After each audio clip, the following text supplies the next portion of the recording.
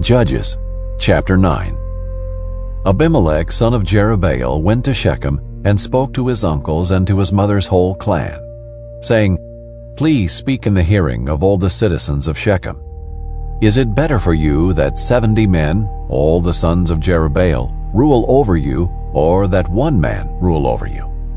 Remember that I am your own flesh and blood." His mother's relatives spoke all these words about him in the hearing of all the citizens of Shechem, and they were favorable to Abimelech, for they said, "He is our brother." So they gave him 70 pieces of silver from the temple of Baal-berith. Abimelech used it to hire worthless and reckless men, and they followed him. He went to his father's house in Ophrah and killed his 70 brothers, the sons of Jerubbaal, on top of a large stone. But Jotham, the youngest son of Jerubbaal, survived because he hid. Then all the citizens of Shechem and Beth Millo gathered together and proceeded to make Abimelech king at the oak of the pillar in Shechem. When they told Jotham, he climbed to the top of Mount Gerizim, raised his voice, and called to them, "Listen to me, citizens of Shechem, and may God listen to you." The trees decided to anoint a king over themselves. They said to the olive tree, "Reign over us." But the olive tree said to them, "Should I stop giving my oil that people use to honor both God and men and rule over the trees?" Then the trees said to the fig tree, "Come and reign over us." But the fig tree said to them, "Should I stop giving my sweetness and my good fruit and rule over trees?" Later the trees said to the grapevine, "Come and reign over us." But the grapevine said to them, "Should I stop giving my wine that cheers both God and man and rule over trees?" Finally all the trees said to the bramble, "Come and reign over us." The bramble said to the trees, "If you really are anointing me as king over you, come and find refuge in my shade. But if not, may fire come out from the bramble and consume the cedars of Lebanon." Now if you have acted faithfully and honestly in making Abimelech king, if you have done well by Jerubbaal and his family, and if you have rewarded him appropriately for what he did, for my father fought for you, risked his life, and rescued you from Midian. And now you have attacked my father's family today, killed his 70 sons on top of a large stone, and made Abimelech, the son of his slave woman, king over the citizens of Shechem, because he is your brother. So if you have acted faithfully and honestly with Jerubbaal and his house this day, rejoice in Abimelech, and may he also rejoice in you. But if not, may fire come from Abimelech and consume the citizens of Shechem and Beth Millo, and may fire come from the citizens of Shechem and Beth Millo and consume Abimelech. Then Jotham fled, escaping to Beer, and lived there because of his brother Abimelech. When Abimelech had ruled over Israel 3 years, God sent an evil spirit between Abimelech and the citizens of Shechem.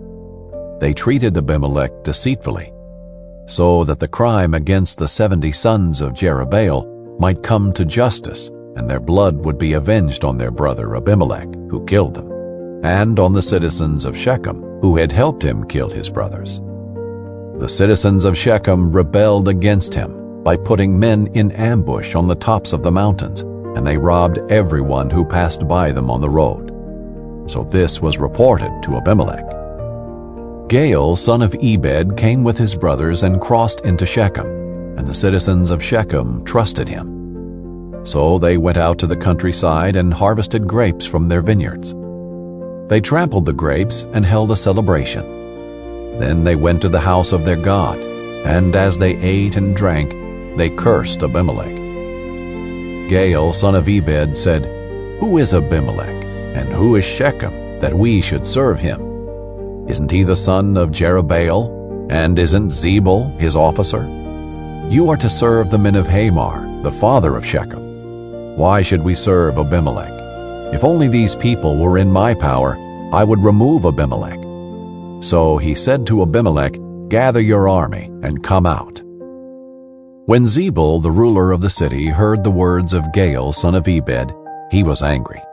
So he secretly sent messengers to Abimelech, saying, "Beware, Gaal son of Ebed and his brothers have come to Shechem and are turning the city against you.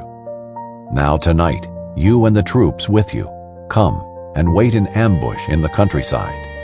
Then get up early and at sunrise attack the city. When he and the troops who are with him come out against you, do to him whatever you can." So Abimelech and all the troops with him got up at night and waited in ambush for Shechem in 4 units. Gaal son of Ebed went out and stood at the entrance of the city gate. Then Abimelech and the troops who were with him got up from their ambush. When Gaal saw the troops, he said to Zebul, "Look, troops are coming down from the mountaintops." But Zebul said to him, "The shadows of the mountains look like men to you." Then Gaal spoke again, "Look, troops are coming down from the central part of the land, and 1 unit is coming from the direction of the diviner's oak." Zebul replied, "What do you have to say now? You said, 'Who is Abimelech that we should serve him?' Aren't these the troops you despised? Now go and fight them." So Gaal went out leading the citizens of Shechem and fought against Abimelech. But Abimelech pursued him, and Gaal fled before him. Numerous bodies were strewn as far as the entrance of the city gate. Abimelech stayed in Arumah, and Zebul drove Gaal and his brothers from Shechem. The next day, when the people of Shechem went into the countryside, this was reported to Abimelech. He took the troops, divided them into 3 companies, and waited in ambush in the countryside. He looked, and the people were coming out of the city. So he arose against them and struck them down.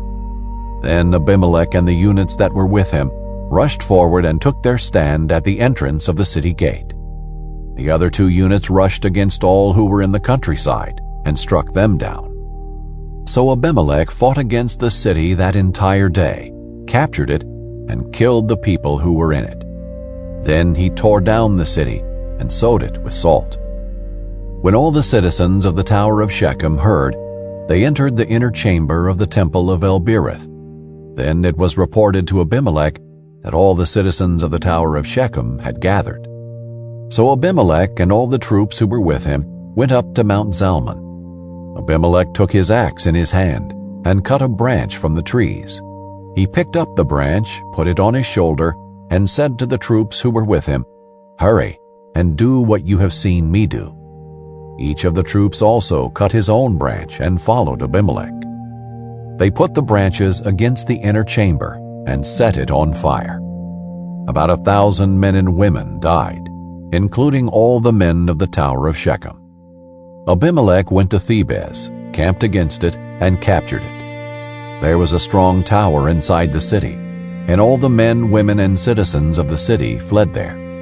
They locked themselves in and went up to the roof of the tower. When Abimelech came to attack the tower, he approached its entrance to set it on fire. But a woman threw the upper portion of a millstone on Abimelech's head and fractured his skull. He quickly called his armor-bearer and said to him, "Draw your sword and kill me, or they'll say about me, 'A woman killed him.'" So his armor-bearer ran him through, and he died. When the Israelites saw that Abimelech was dead, they all went home. In this way, God brought back Abimelech's evil, the evil that Abimelech had done to his father when he killed his 70 brothers. God also brought back to the men of Shechem all their evil. So the curse of Jotham son of Jerubbaal came upon them.